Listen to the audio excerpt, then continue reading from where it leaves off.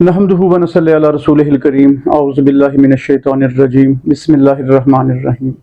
میں محمد یوسف الحسن الحسینی اور آپ دیکھ رہے ہیں میرا یوٹیوب چینل ہمارا پاکستان۔ ہمارا موضوع چل رہا ہے جادو، اور کل ضمناً بات آ گئی تھی اس میں بد نظری کی اور اسیب کی۔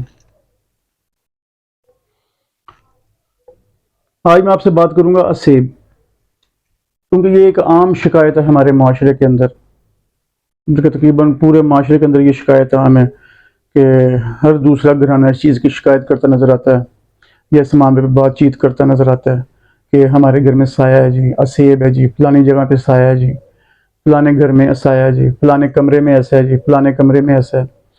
اور پھر یہ ہوتا بھی ہے، یہ نہیں کہ لوگ اپنے پاس سے بات کر رہے ہوتے ہیں، کہ اکثر گھروں میں اسیب ہوتا ہے، اور بعض اوقات تو یہ ظاہر بھی ہو جاتے ہیں۔ بعض گھروں میں یہ ہوتا ہے کہ یہ بعض پاک روحیں ہوتی ہیں، اور اس گھر میں نماز اور قرآن کی روٹین ہو اور وہ لوگ خود بھی پاک صاف رہتے ہوں تو یہ ان کو تنگ نہیں کرتے۔ اور یہ شکایات زیادہ تر عام وہاں پہ ہیں جہاں کے لوگ صوم و صلات کے پابند نہیں ہیں، یا قرآن پڑھنے کے پابند نہیں ہیں، اور پاکی اور ناپاکی کا بھی خیال نہیں کرتے، گندگی کا بھی خیال نہیں کرتے، تو پھر ایسے لوگ ایسی چیزیں تنگ ہوتی ہیں، اللہ کی ایسی مخلوقات پھر تنگ ہوتی ہیں۔ یہ شرارت نہیں کرتے، وہ پھر یہ ان کو ایک طرح سے تنبیہ کرتے ہیں کہ بھئی باز آؤ اپنی ان کا حرکات سے۔ اور کئی جگہ پہ یہ ایسا ہوتا ہے کہ وہ جیسے کہ جیسی روح ویسے فرشتے، کہ بعض جو ہوتے ہیں وہ شیطان کے ایجنٹ بھی ہوتے ہیں، شیطانی روحیں بھی ہوتی ہیں، اور وہ گھر کے برتن اٹھا کے پھینک دینا، برتن توڑ دینا، کوئی چیز کا کسی چیز کا نقصان کر دینا، کسی کو سوئے پڑے کو جھنجھوڑ کے اٹھا دینا، کسی طرح ایسا لگنا کہ کوئی چیز میری طرف آ رہی ہے، اور یہ تو باقاعدہ دیکھتے ہیں ان چیزوں کو، اور یہ چیزیں پر حق ہیں، یہ سب کچھ ہوتا ہے۔ اس کی تفصیل میں تو میں پھر کبھی جاؤں گا۔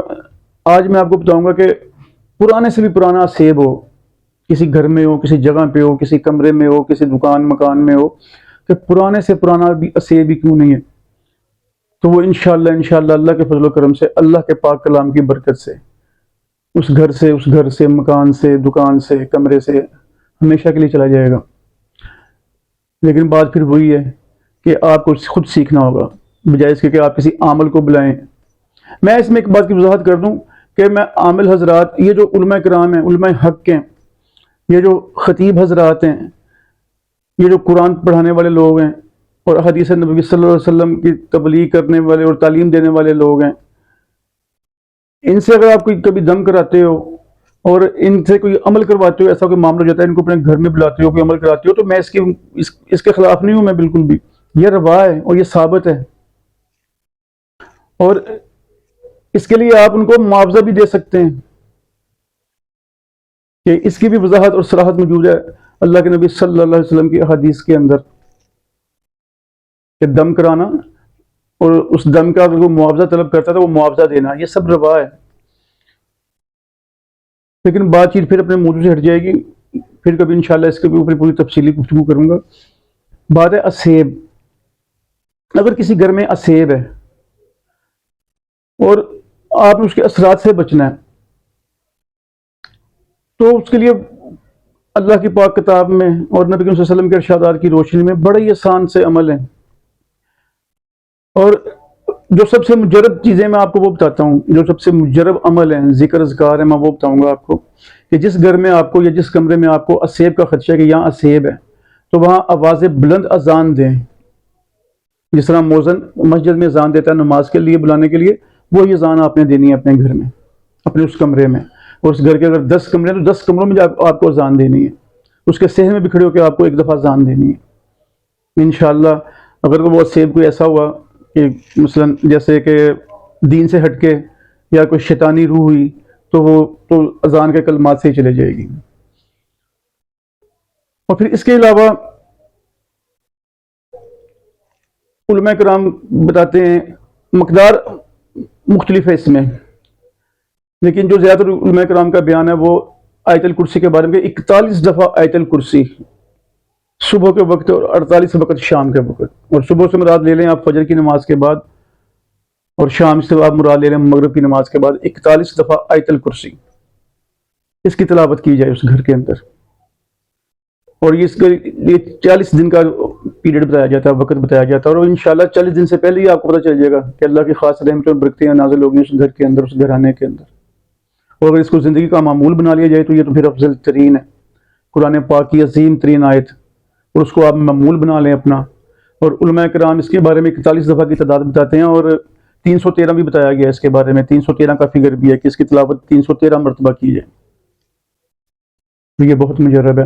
اور ویسے بھی آیت الکرسی کے بارے میں تو آپ سب جانتے ہیں کہ ہر نماز کے بعد جب آپ فرض نماز پڑھتے ہیں، اور فرمایا گیا کہ اگر کوئی فرض نماز کے بعد آیت الکرسی پڑھتا ہے اور اس کی اسی وقت موت ہو جاتی ہے تو اس کو جنت کے درمیان تو حائل کوئی چیز نہیں. اور تیسری چیز سورہ بقرہ کی تلاوت. اسیب زدہ جگہ پہ یا گھر میں سورہ بقرہ کی تلاوت کا معمول ہونا چاہیے. اور یہ اس کے لیے یہ ضروری نہیں کہ آپ الف لام سے لے کے آخر تک ساری کی ساری سورہ بقرہ پڑھیں، یہ ضروری نہیں. آپ ایک رکوع پڑھ سکتے ہیں، 2 4 5 7 پورا سپارہ، دوسرا سپارہ، یا آخری ڈھائی سپاروں کی یہ صورت ہے. آپ جتنا حصہ اطمینان سے اور آرام سے پڑھ سکتے ہیں آپ نے اتنی کی تلاوت کرنی ہے، اور روٹین میں کرنی ہے. اور یہ بھی ہے کہ اب سورہ بقرہ ایک دفعہ ختم کر لیا آپ نے، 1 روز میں یا 2 روز میں یا 3 روز میں، تو آپ اس کو دوبارہ شروع کرنی ہے. اور انشاءاللہ اس سے بھی اسیب جو ہے اس گھر سے ہمیشہ کے لیے چلا جائے گا. بات وہی ہے کہ عمل کرنے کی ہے. اور جب تک آپ خود نہیں پڑھیں گے، نہیں آتا جی مجھے قرآن پڑھنا، میں نہیں تلاوت کر سکتا سورہ بقرہ کی، یا مجھے اذان دینی نہیں آتی، میں نہیں اذان دے سکتا یا دے سکتی، مجھے آیت الکرسی نہیں زبان نہیں یاد، تو بھئی آپ کے گھر میں کسی بیوی کو، کسی بچے کو، بیٹے کو، بھائی کو، بہن کو، بیٹی کو، کسی کو تو آتی ہوگی یہ چیز، اور یہ لازم ہے کسی نہ کسی کو ضرور آتی ہوگی. تو جو بھی یہ عمل کرے گا، اور اس میں یہ نہیں ہے کہ یار یہ خوف زدہ ہونے والی چیزیں نہیں ہیں کہ ہم کو عمل کریں تو کوئی چیز ہمیں نہ چمٹ جائے آ کے، ہم پہ کوئی چیز نہ الٹ جائے، تو ایسا کچھ نہیں ہوتا.